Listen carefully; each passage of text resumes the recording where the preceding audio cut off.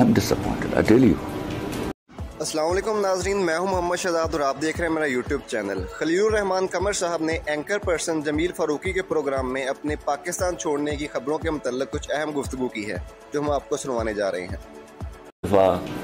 17 اکتوبر 1995 میں ملک سے باہر گیا، ٹھیک، اور میں 24 کو واپس آ گیا۔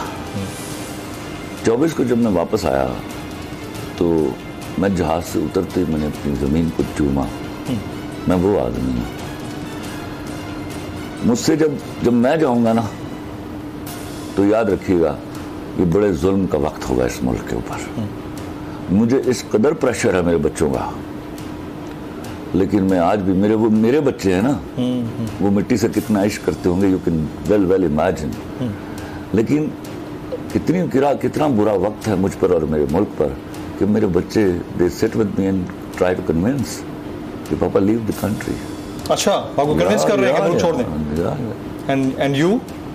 No, I still believe کہ کوئی نہ کوئی راہ نکلے گی، راستہ نکلے گا۔ But I can see your eyes. I can see into your eyes. I am disappointed, I tell you. لیکن میں مسلمان ہوں نا، تو اللہ پر اپنا ایمان چھوڑ نہیں سکتا۔ وہ جب ہم کچھ نہیں کر پاتے تو ہمارے پاس یہی چارہ رہ جاتا ہے کہ ہم اللہ کو بیچ میں لے آئیں۔